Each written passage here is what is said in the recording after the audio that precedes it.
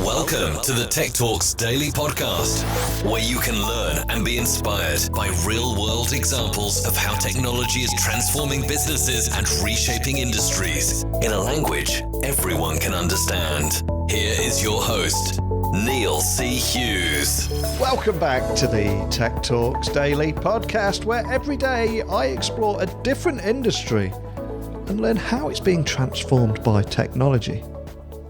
And more often than not, I enjoy looking at areas that you don't associate with technology.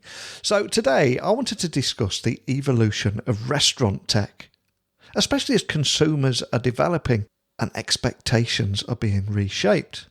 So a company called Toast are powering successful restaurants of all sizes by combining point of sale, front of house, back of house, and guest-facing technology. And Steve Fredette is the president and co-founder of Toast, where he leads product and innovation initiatives. And prior to Toast, he worked on mobile app development before the iPhone came out, creating the first Flickr and shoebuy.com apps.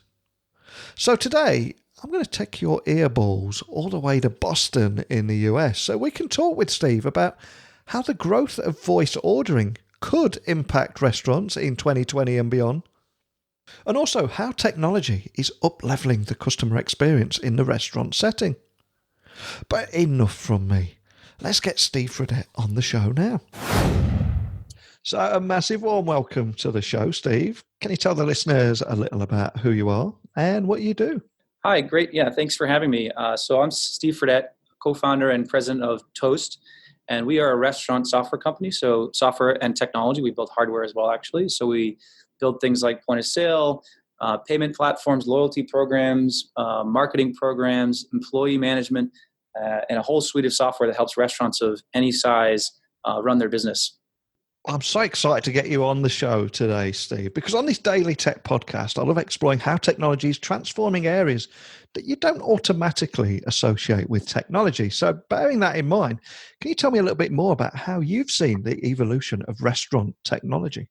I think restaurant technology, since we've started the company, we started working on this in 2012.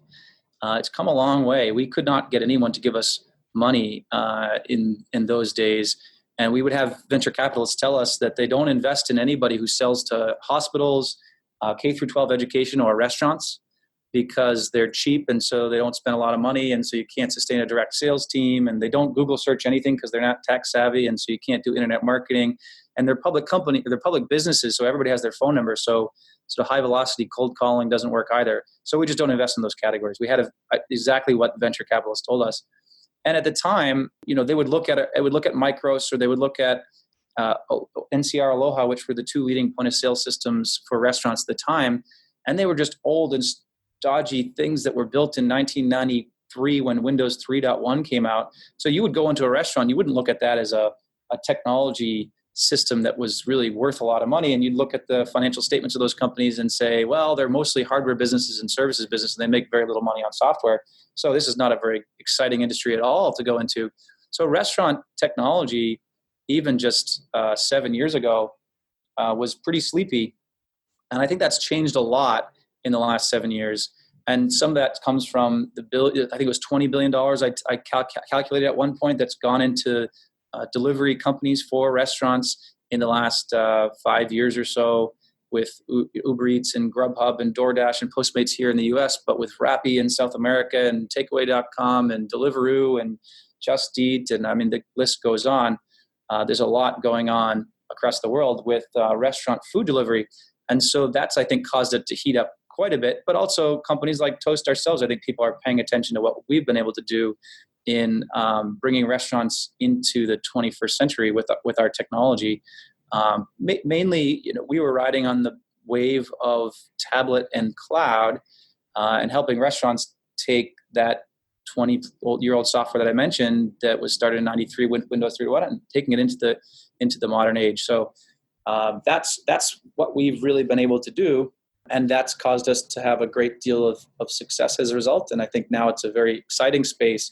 There's a lot going on with the consumer side of things. There's a lot going on with the employee side of things. Lots changing in the world of being an employee. And people will say that sometimes our customers will compete with the gig economy, both for labor, but also they'll look at Uber Eats and say, is a 20 or 30% commission really sustainable? So if you're a restaurant, you're looking at Uber Eats and looking at Uber in general and saying they're sort of stealing my customers and they're stealing my employees. And so there's a lot of change going on both sides of that. And I think it's also worth highlighting that prior to Toast, you worked on mobile app development before the iPhone came out. So I feel like I've got to ask, I mean, do you think the iPhone moment was that real game changer moment that led to reshaping the customer expectations that we're seeing now and bringing tech into restaurants?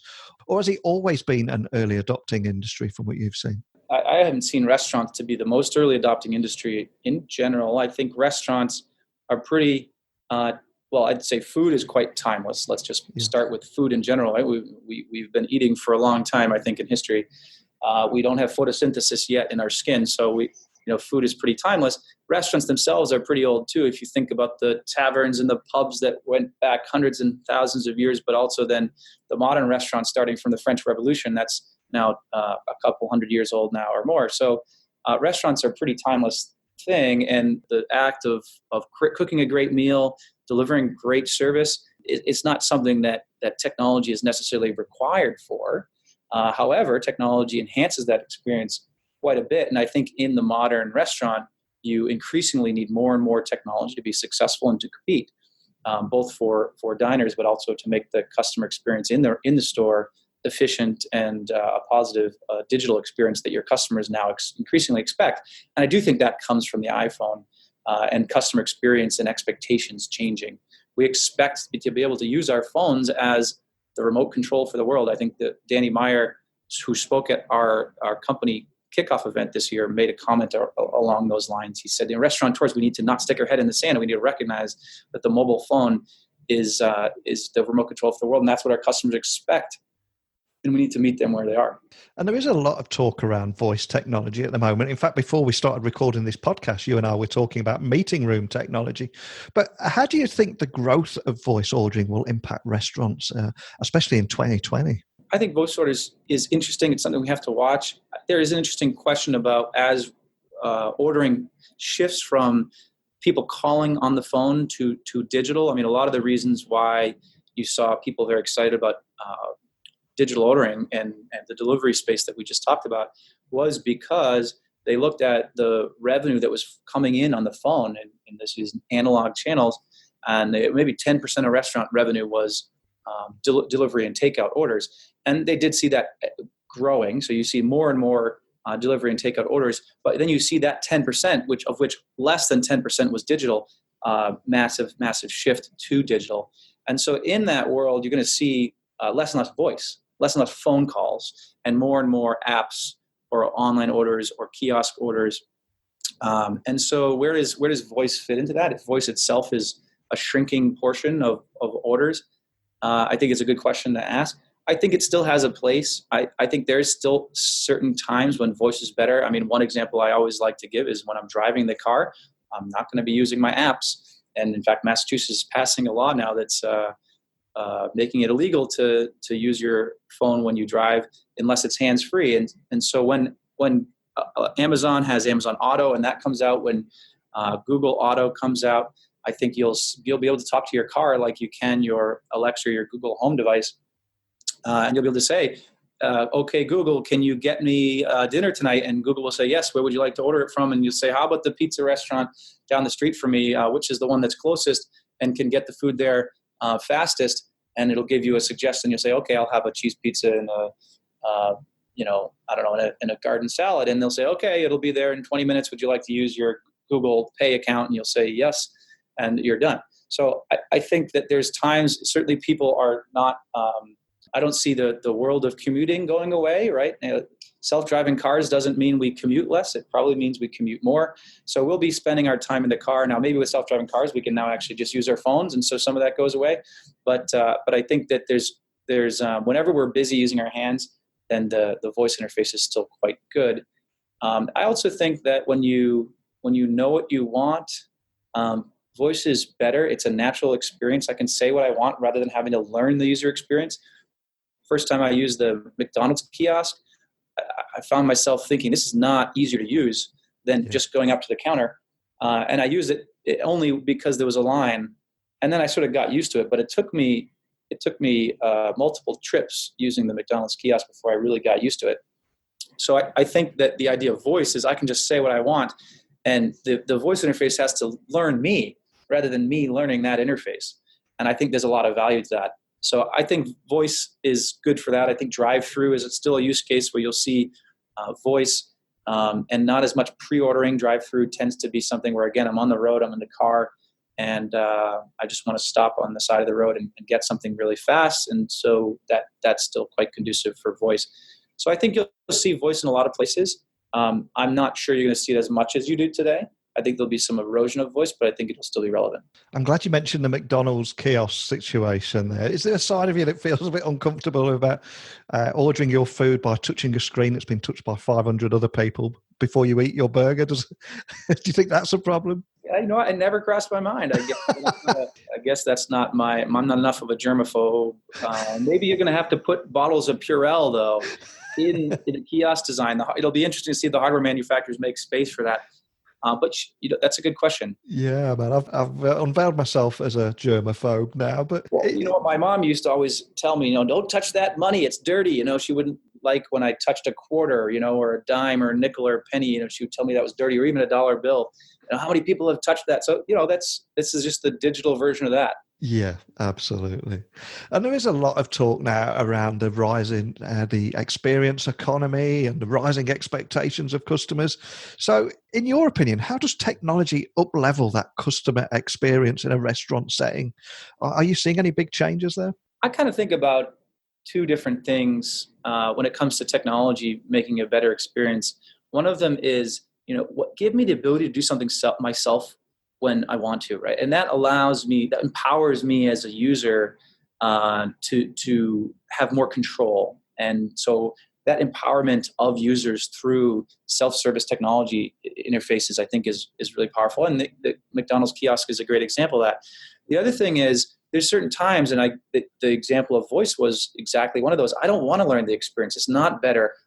Your menu. I have some complex question, which I don't expect your technology experience is going to ask me, or I'm going to have to go so deep into self-service. It's just annoying. So you have expertise. Get me to that expertise as fast as possible. And so instead of technology gating me from a person or a human, how does technology enable me to get to a human as fast as possible? And so thinking about the example of a restaurant, our Toast has handhelds that we sell so that the server can take orders and payments right at the table. And what that has allowed our customers who use that technology to do is spend a lot more time at the table. And so we had experiments where we would put a Fitbit onto the wait staff and test with and without handhelds. And with handhelds, the staff wearing handhelds would make half as many steps. So they would literally be walking half as much. And what that really meant was a much more efficient server that could spend a lot more time at your table. So great for the restaurant, great for the server because they can serve more tables and get a lot more tips, and actually great for the customer too, because when I go to a restaurant and I don't know half the beers in the menu, I think that's great because they're all craft beers from that the local area, and there's lots of new craft beers always starting, but I don't know anything about them. And so being able to ask a server and saying, what do you think about that beer? What do you think about this beer? What's the story behind this one? That's a huge amount of value add that service provides.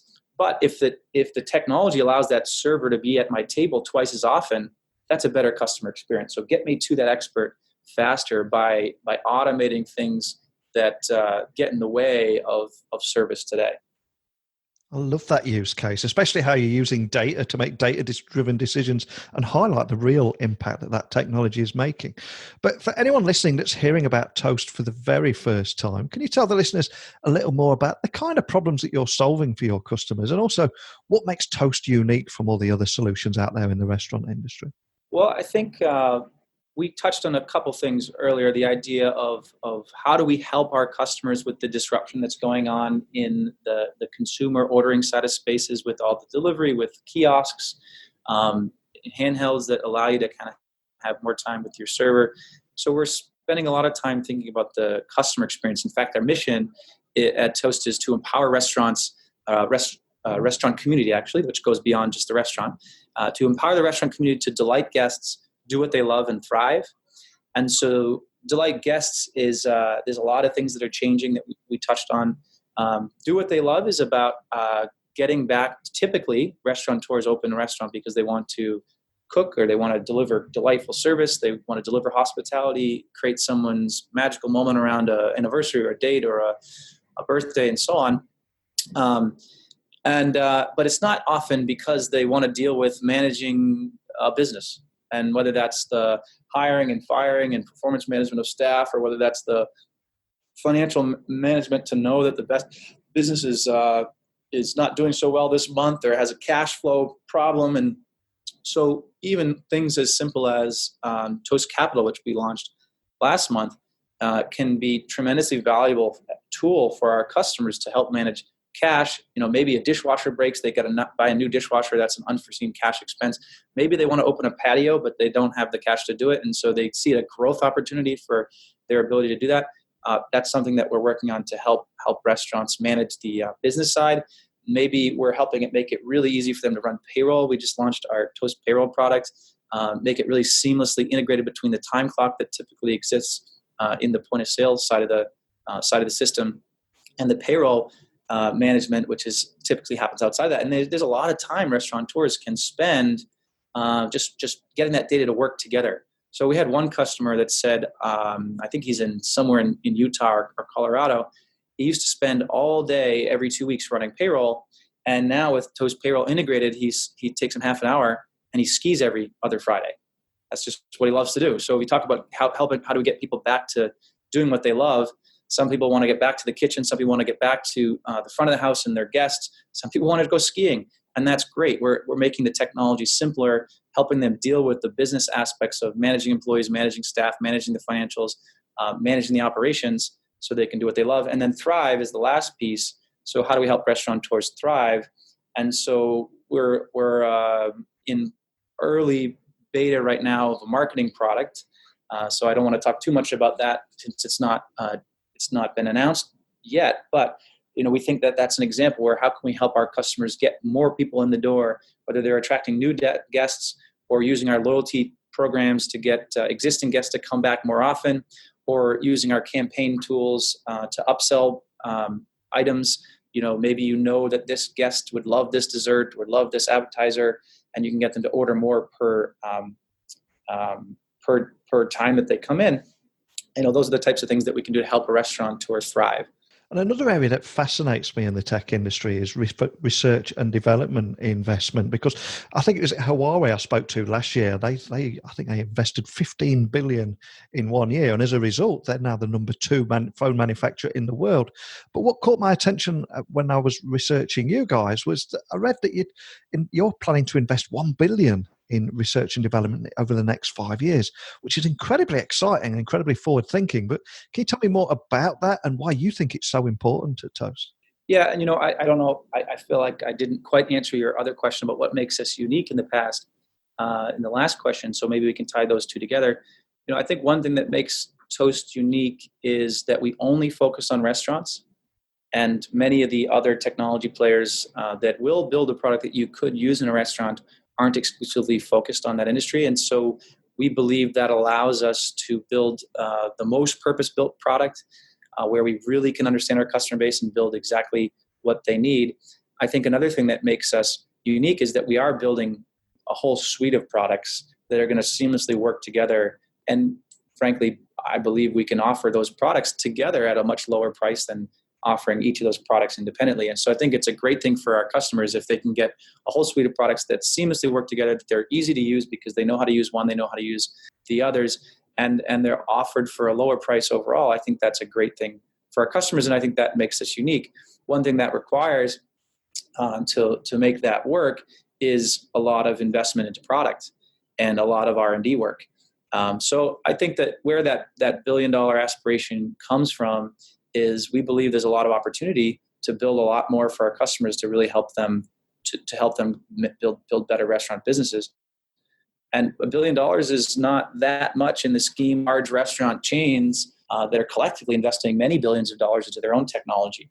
And so there's just a lot of change going on in the restaurant industry today that warrants a lot of investment into technology. As someone working in this space, I've got to ask, you're surrounded by so many opportunities. So what excites you about the emerging technologies and where we're heading over the next decade?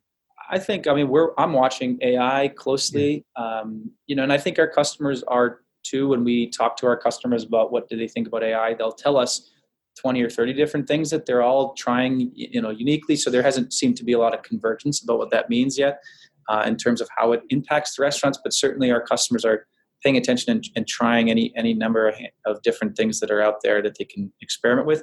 So I think AI is interesting. AI, of course, is quite a broad umbrella. I know it's a bit buzzwordy, but fundamentally, I think if you look at anything that's been that's for which the vast acceleration of the cost and the processing power of GPUs enhances, right? That's where you have to look. And whether that's machine learning or whether that's robotics or whether that's computer vision or facial recognition, those are all things that I think are interesting to watch. You already see facial recognition today in many places. In China, they're using it to pay with their face, whether that's creepy or not in the US from a privacy perspective. I think it'll be interesting to see how some of these play out in terms of consumer acceptance of some of these technologies. Whether consumers will accept robotics producing food is an interesting question. There's lots of implications of that for the world. But in Japan, maybe it's a culture that loves robots. In the U.S., there's just a different culture here, and every country is a little bit different. And so, which technology will take off in one place versus another sometimes does depend upon consumer adoption. So we'll see what happens there. But I'm paying attention to all that. I think that the autonomous vehicle technology is really interesting. Of course, that's fundamentally coming from the same GPU acceleration trend from AI, so computer vision there too. And I think that'll create lower cost delivery if done and rolled out correctly. And so I think that you're going to see more increased delivery even beyond where we are today with the delivery networks, because you'll have autonomous vehicles that will shift the cost down. So I think that's interesting to watch as well. Absolutely. I completely agree with you. And I'm hearing more and more about AI now. In fact, a guest just a couple of days ago says, if you don't go all in on AI in the next decade and beyond, you will be deader than disco, which really hammered home that point. But as we are about to enter this new decade, is there anything else that you can share about what you will be focusing on in Toast in 2020 and beyond? I think some of the AI stuff would be more in that like longer term. Yeah. Where do we think the world's going? I think in the shorter term, we're focused on the things that have the most immediate impact to our customers. We know that it's a tough labor market right now. It's tough to hire. It's tough to retain. And so we're trying to think about how do we help our customers with recruiting and management of employees, and how do we make employees' lives better? One of the best things you can do for retention is to help make the restaurant operate better and have employee wages go up as a result.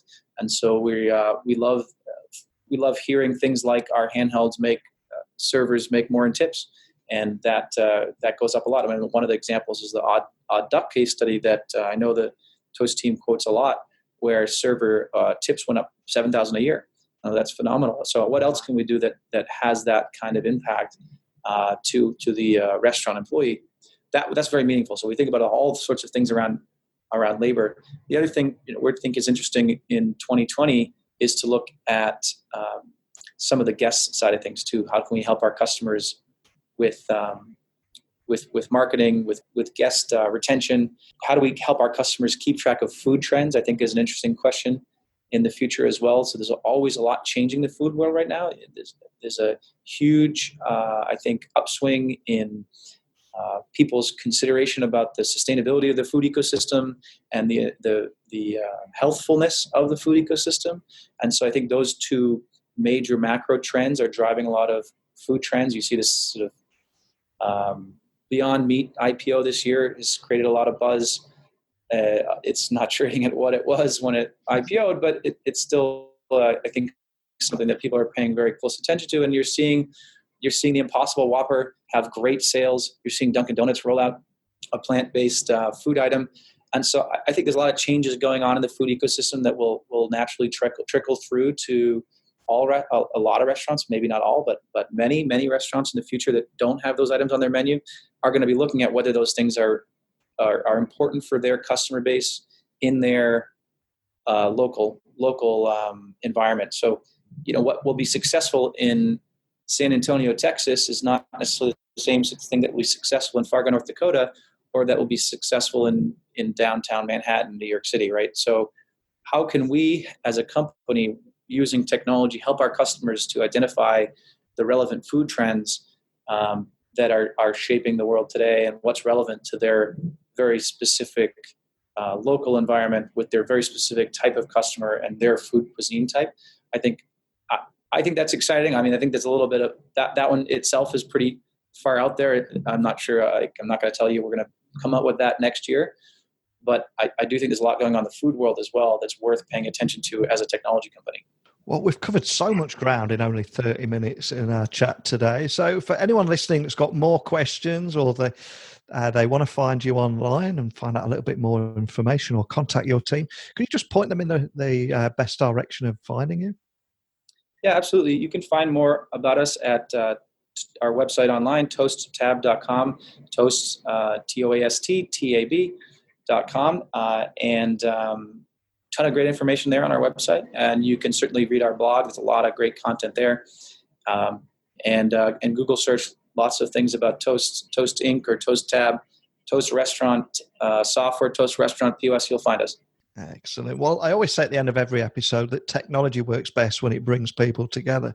But I love how you're using technology to make employees better, make lives easier for your customers, and of course that food sustainability problem that is such a hot topic right now. But more than anything, just a big thank you for coming on and sharing that story with me today, Steve. Thank you. Yes, thank you. I get to hear about so many tech solutions on this Daily Tech podcast, and many claim to be the next big thing or offer the game changer moment. But what really stood out for me from listening to Steve was how at Toast they're leveraging technology and making a difference by making data-driven decisions. Rather than saying this tech is a game changer, it revealed hard data that proved that servers were actually walking less, in fact half the time. And that was allowing them to spend more time with the customers. And in some cases, enabling the servers to increase their tips by a phenomenal $7,000 a year. So for me, that is a beautiful example of using technology in a way where everybody wins. The company, the staff, and the customers. And like Steve also said, I think there was a line he used there, that the mobile phone has become the remote control to the world. And it really has. It's great to hear stories like this. So I hope Steve will stay in touch, and I'd love to get him back on next year and find out more about how those plans are coming to fruition. But finally, excuse the pun, but what did you take away from today's conversation? As always, feel free to email me, techblogwriter@outlook.com, or catch me on Twitter @NeilCHughes. And if you are interested in launching your own podcast next year, but not interested in editing audio files and setting up RSS feeds, remember you can also work with me by visiting me at techblogwriter.co.uk, where I can help you launch a podcast or just look after your tech business blogs, whichever it is. Or even if you just want to ask me a question, please get in touch. But that's it for today, so I'll see you again tomorrow, bright and early, please. So thanks for listening, and until next time, don't be a stranger.